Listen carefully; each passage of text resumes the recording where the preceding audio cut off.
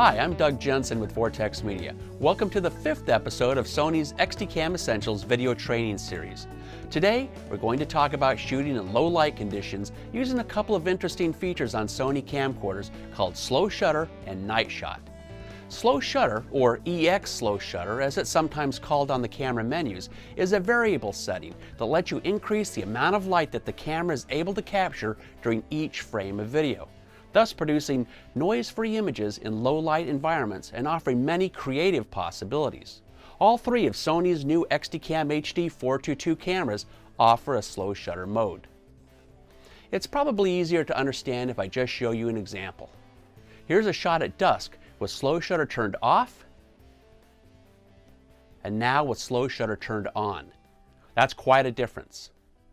Normally, a video camera exposes each frame of video for a maximum of 1/30th or 1/24th of a second, depending on the video format that's been selected.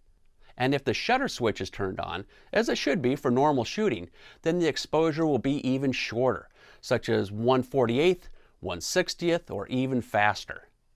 Now obviously, those fast shutter speeds don't allow very much light to enter the camera, which is exactly what we want for normal shooting conditions when there's adequate light.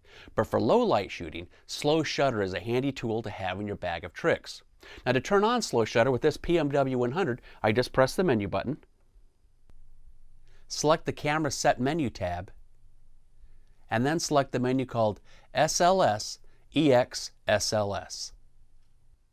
There are 10 slow shutter options to choose from, ranging from 2 frames of accumulation up to 64.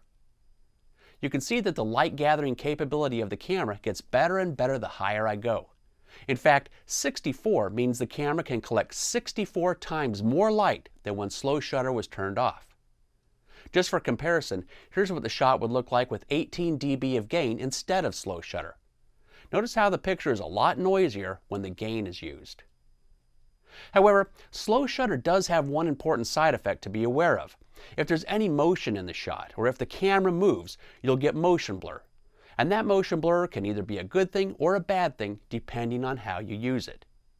In fact, I almost always use slow shutter when I'm doing time-lapse shots because it results in very fluid, smooth flowing motion that otherwise wouldn't be possible. Compare these two shots with and without slow shutter turned on. As you can see, there are many creative uses for slow shutter, from beautiful noise-free stationary shots to ghost-like images of motion. Your only limit is your own imagination. The second low-light shooting function I want to talk about today is called night shot. Now, as you may recall from the first episode of this video series, I mentioned that the PMW 100 is the only XDCAM camcorder to have night shot. So if you've got a PMW 200 or 160, don't bother looking because your camera doesn't have it. Night shot allows you to shoot not only in low light, but even in total darkness. Or I guess I should say total darkness to the naked eye, because the PMW 100 can see wavelengths of light beyond what is humanly possible. For example, here we see a nicely exposed shot in our studio. And not surprisingly, when I turn off the lights, the camera can't see anything at all. And I can't see anything with my naked eyes either. The room is pitch black. Opening up the iris to the maximum f-stop doesn't help. Turning off the shutter doesn't help. And even boosting the gain doesn't help either, because there's no visible light to amplify. All gain does in this situation is produce a noisier picture. Now let's turn on the camera's special night shot mode. And we see that the camera can literally see in the dark. To my naked eye, nothing has changed, and the room is just as pitch black as it was before. But with night shot turned on, the camera now has superhuman abilities to see in the dark. If you were in the room with me, you wouldn't even be aware that there was a camera here recording you, which is exactly why night shot is such an indispensable tool for military, law enforcement, nature and wildlife documentaries, and of course, reality television shows. Now, obviously, night shot has a unique look to it and may not be something you'd want to use every day, but for the right situation, it's a great tool to have on board the camera. And although some consumer cameras also offer night shot, the PMW 100 is the only camcorder that provides professional controls, timecode, XLR audio inputs, and your choice of several broadcast quality 50 megabit per second video formats, all recorded on XDCAM, so the footage you shoot will fit perfectly into your existing workflow. And Night Shot isn't just for shooting in total darkness, it's great for all kinds of low light shooting, especially times when adding a visible light to your scene isn't possible or wanted. How does Night Shot work? Well, let's take a quick non-technical look at it. First of all, there are a couple of ways that Night Shot can be turned on. As we saw earlier, you can use the Night Shot menu found on the Camera Set menu tab, or you can do what I've done and program one of the camera's 4 assign buttons to activate Night Shot, which is a heck of a lot more convenient. On my camera, all I have to do is press assign button number 3, choose execute, and the camera is ready to shoot with Night Shot. Now, a couple of things happened to the camera when I turned on Night Shot. First, the camera's internal infrared cut filter, or ICF for short, physically moved out of the way from in front of the CMOS sensor to allow the infrared light to come in. Listen closely and you can actually hear the IFC move back into place and then out again. Every video camera has an ICF to block unwanted infrared light, but what makes the PMW 100 unusual is they can be moved out of the way when you do want that infrared light to come in.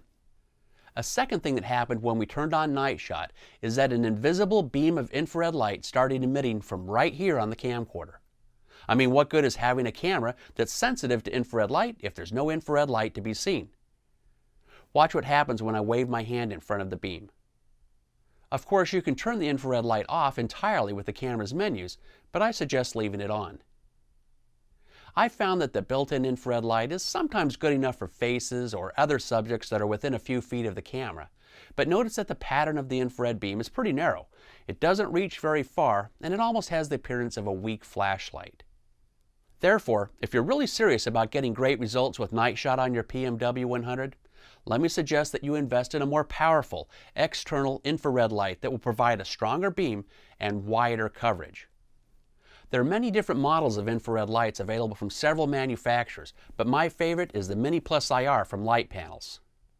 Believe it or not, it's turned on right now and shining at full blast, but you'd never know it because there's virtually no visible light emitted. The Mini Plus IR has a well-earned reputation as the go-to infrared light for reality shows and high-end productions worldwide. It's constructed of rugged anodized aluminum so it can handle the rigors of professional production, and it can be powered from many types of sources. But what counts most is how well it lights up a scene. And as you can see, that's where the Mini Plus IR really delivers.